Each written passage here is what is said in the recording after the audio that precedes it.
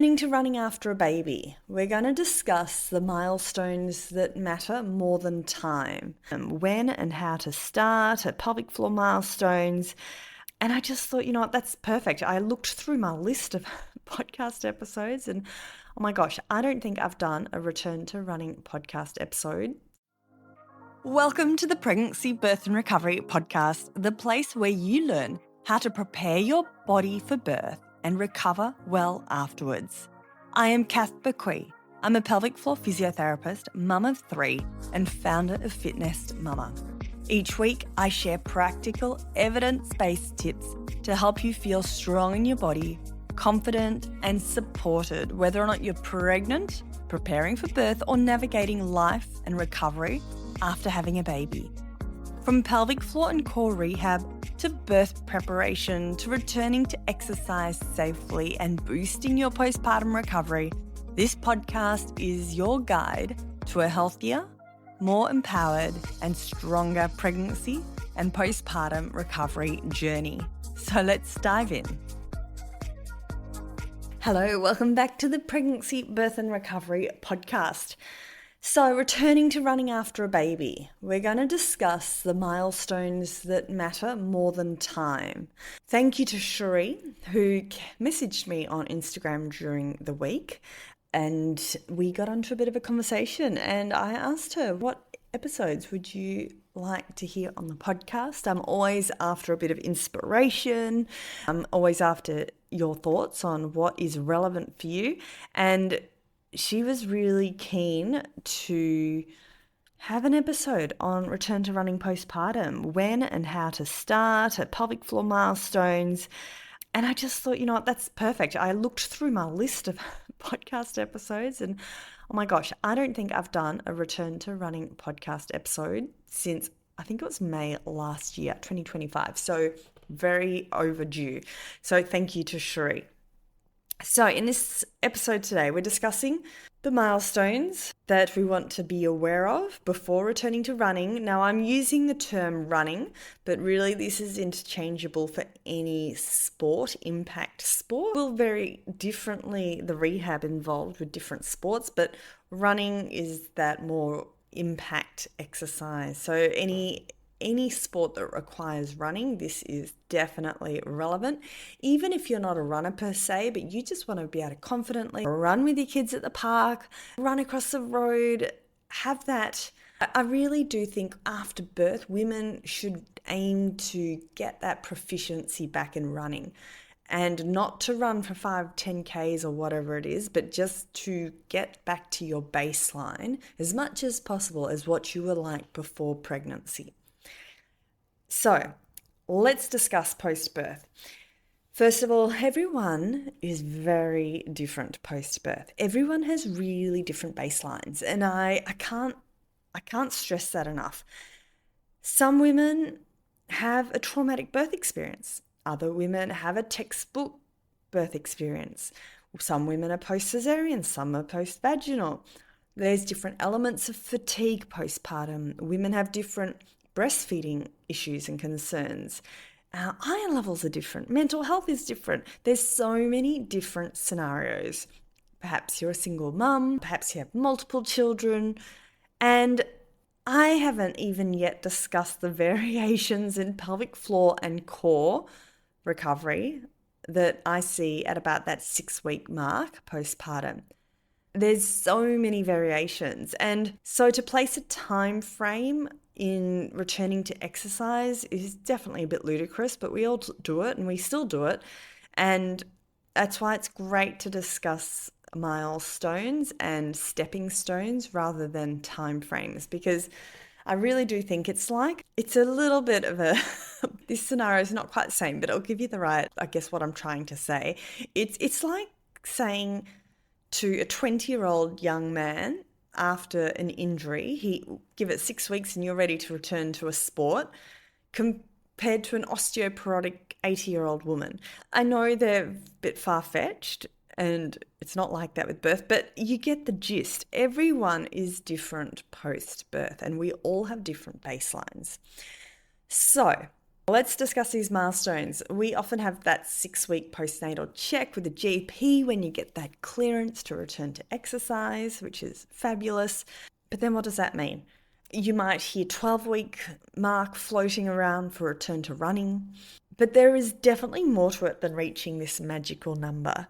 I distinctly remember my first birth, my first baby, returning to the obstetrician at 6 weeks postpartum. He checked me over and he said, "You're recovering really well. Give it 6 months before you consider getting pregnant again, and I'll see you from 6 months onwards." And he pretty much ushered me out the door. And I remember thinking, are you actually joking? Here I am. I feel 6 weeks postpartum. My life has been turned upside down.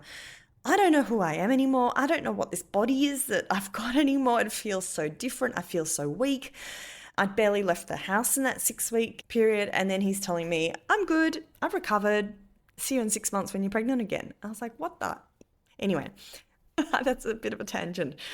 Let's first of all discuss common mistakes I see, but then I'd like to discuss 3 main milestones to consider rather than just thinking about the time frame.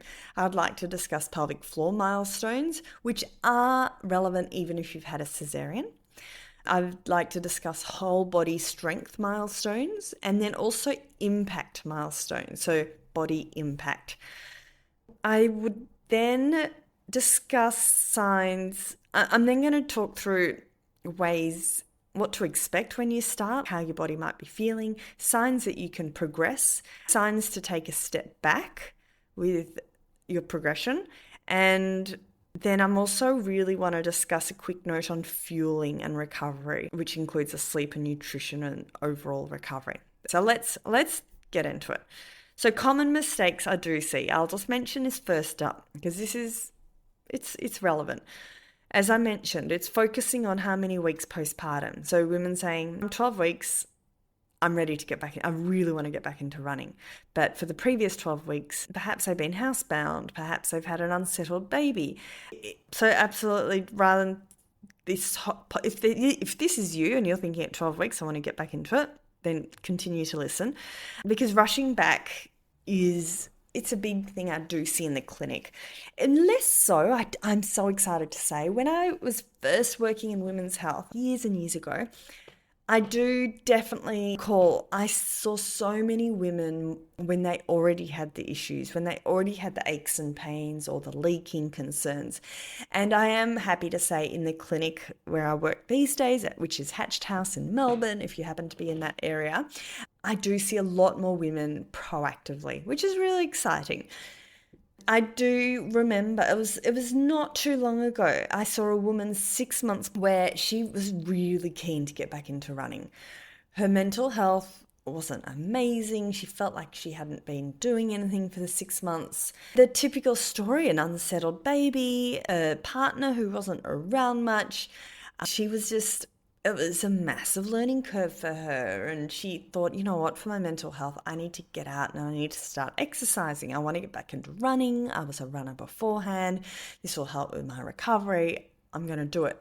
So she went straight into running with very little rehab in the previous 6 months because she'd just been in that sort of survival mode, unsettled baby, the drill. Anyway, I ended up seeing her for the first time a few months after she'd started running. So she was about 8 months postpartum by the time I saw her for the first time.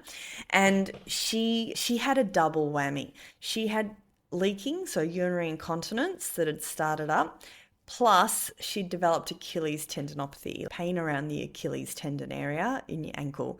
So I'm jumping ahead here, but I assessed her pelvic floor. I assessed her whole body strength. I pulled her back in terms of, we worked on her foundation. We got her pelvic floor stronger. We built up her whole body strength in a systematic way. Because her partner was away a lot, she didn't feel she could attend in-person Pilates at the clinic. She couldn't go to the gym because she didn't have any babysitting capabilities. And that's a really common one. And that's why she was keen to get back into running with the pram. So she ended up joining the program inside. So I saw her in the clinic, and then she also joined Fitness Mama, which has a 12-week return to running program.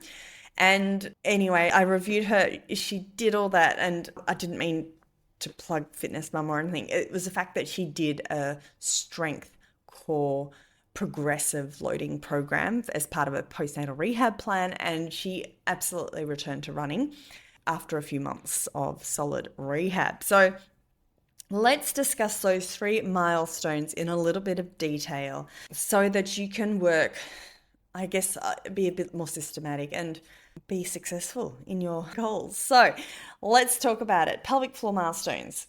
There was one other thing I did want to mention. Common mistake I see is, well, it's not a mistake, but it's something to be aware of. 2 things. One, comparing yourself to others. It's good old social media is great for that, right? But also thinking about your why. Why is it that you want to return to running? And everyone is different, but I think it really does help to guide your rehab program, because running is just one element of your rehab, and it might be that you need other things as well, and it's just not all about the running. For example, do you want to get back into running because of your mental health? Do you actually also need to see a perinatal psychologist to help support you in that journey?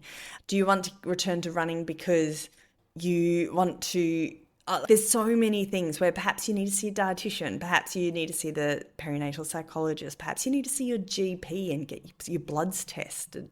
So just being aware, I won't go into too much, but let's think holistically as well, even though I'm now going to talk more about the strength milestones. So first milestone, pelvic floor milestone.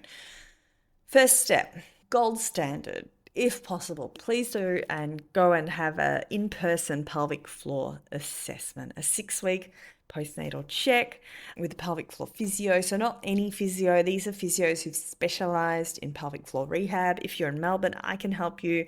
If you don't live in Melbourne or you live far away, feel free to send me that Instagram message. I'm so happy to suggest. I know lots of physios around Australia. Happy to help send you on your way, point you in the right direction. So do you have any significant heaviness? Do you have any dragging sensation in the vaginal area?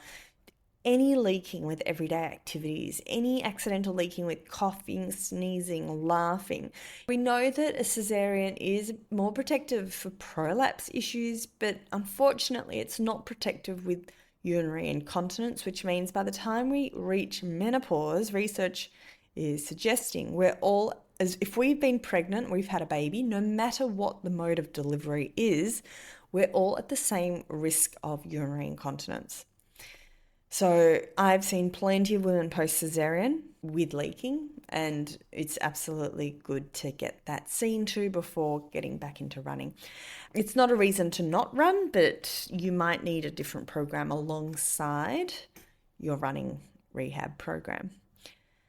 Are you able to, just the basics, can you lift your pelvic floor muscles? Are they nice and strong? Can you hold for 10 seconds without holding your breath and you're still breathing? Are you able to fully relax your pelvic floor muscles too? They're not overactive.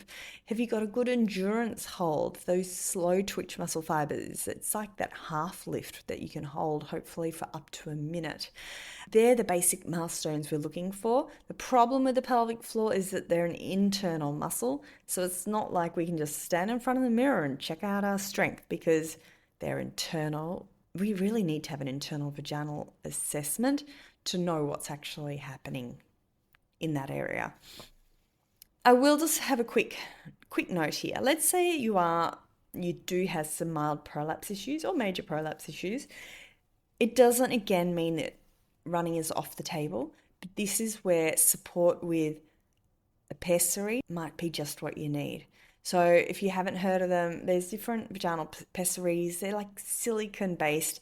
It's, to put it simplistically, it's like putting a tampon in your vagina, but it's not the same shape as a tampon, but it's designed to sort of hold and support everything, all your organs, so that you don't get those prolapse symptoms. So there's different shapes, there's rings, there's cubes, and depending on your anatomy, we can usually find a pessary to support those symptoms, which allows women to then return to the high impact exercise, think running, CrossFit, hiking, whatever it is, symptom free. How amazing is that? So if you do have prolapse, don't think that running's off the table. We can absolutely support you with that. Not all pelvic floor physios do fit pessaries. So again, check in with the clinic that you're booking an appointment to see if they offer that service. Now, strength milestones, whole body strength. It's really basic. Can you do any single leg work? Can you stand on one leg? Can you do a single leg squat? Can you do a nice bound from one leg to the other? Can you do a running man exercise, running woman, running person exercise where you're standing on one leg?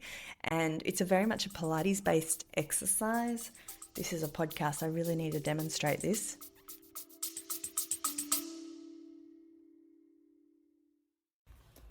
If you want to really support your recovery after birth and feel strong again, Fitness to Mama is for you. It's a physio-led platform designed to support your pelvic floor, core, and whole body. And here's the key part. It's actually best to start during pregnancy. Inside Fitness to Mama, you'll find pregnancy-safe workouts, pelvic girdle pain support, and guidance that sets you up for a smoother postpartum recovery without guesswork. You can try it free for 7 days, no pressure, no obligation. Head to fitnessmama.com to start your free trial.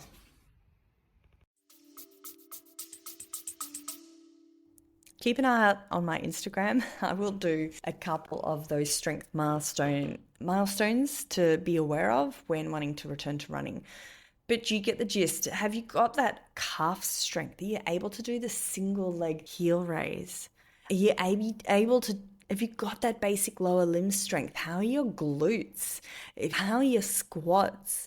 How's the hopping? Because it's more than just your pelvic floor with return to running, as there's a lot of leg strength required, glutes, calves, all those important big muscles of our body. Then the strength sort of progresses into the impact milestones, because part of my rehab program and what we offer inside Fitness Mama, we start off with the whole body, like the foundations, the pelvic floor, but then let's get into some squats and some beautiful glute strengthening and some lunges. And then you can take lunges into a single leg stand. So you go from a lunge and then up into a single leg stand, and you can even add a calf raise and a hop to that little sequence too. Again, I'm going to have to jump on a reel and demonstrate this. But how are you able to walk comfortably up and down hills? Are you able to jog on the spot comfortably? Are you able to hop for a minute on each leg? So we're trying to gradually build that impact tolerance whilst we're monitoring the body for aches and pains, those pelvic floor symptoms we were talking about before. Now, I do just want to, this is important. When you do start a gradual return to running program, once you've had a good 6 to 12 weeks at a minimum of that whole body strength first. So let's say for the first 6 weeks, it's mostly rest and recovery, which is absolutely what we want. From 6 to 12 weeks, this is to say nothing else has happened. There's been no other curveballs that have come along. But let's say from 6 to 12 weeks, you're building up your walking, you've been doing some Pilates and some strength work, had a good 6 weeks of solid work on your foundations and whole body strength. Then at 12 weeks, maybe you're ready to start your walk-run program. But there's a lot of ifs there. And that's why I always say it's like 12 weeks at a bare minimum, provided you've had a minimum 6 weeks of those foundations. So there's no rush. A take-home message. Even if you get started, instead of 3 months, you get started with running stuff at 6 months or 9 months. It doesn't matter. What matters is you've had a really good lead time. So I just went on a tangent again. So what to include? When you decide I'm ready for my return to running program, please always include some rest days. Please always include walking breaks. So for example, it might be a 1 minute walk, 1 minute run, 1 minute walk, 1 minute run, 10 times over or 8 times over. Because those walking breaks, and can keep those walking breaks going for the good 6 to 12 weeks with your running journey, because those walking breaks allows you to check in with your body. Think, how am I feeling? Have I got any new symptoms? Is there anything I need to be aware of? Also, when you do return to running, please do include a combination of other exercises. So it's not all about running. Perhaps consider Pilates, some stretches. Let's not make it all about running. More than ever in your life, your body needs cross-training. Perhaps you're also breastfeeding, you're lifting babies, so we need that beautiful postural strength, that upper body strength, the arm strength. It's not just about the running. So again, with my return to running program, Sad Fitness Mama, we offer it's a running program, so what you do on each day. Plus, every week there's one core workout and core and general body strength. And then there's also another workout which includes a little bit of that gentle impact, higher impact work. Does that make sense? So week 1 might be a core strength program on a Tuesday, and then Friday it's a return to impact class. So that it might include some heel raises and some gentle jumping on the spot and some hopping, but it's gradually progressively building up over the 12-week period. So just some things to think of. It's a lot, and that's why I really do think it should be, think about the end goal, not about the speed, because I would so much prefer for you to take 6 months to return to running, but you do so in a really gradual way where you work with your body each step at a time. You don't progress until you've got that body strength.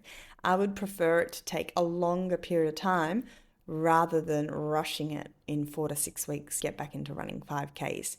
Because what will inevitably happen, you'll need to come and see me in the clinic because you got aches and pains somewhere along the way or some pelvic floor concerns. But hopefully not. Very happy to be proved wrong, but I've just seen it more and more often, time and time again. And that's why I am such a believer of prevention rather than cure. Sure, it might take you longer, but you're going to be stronger and better placed, more successful with reaching your goals at the end of the period. So what to expect when you do start to return to running? It's not all going to be roses. You are going to be feeling less fit than normal. I've mentioned the run-walk intervals are very helpful. A slower pace is totally normal.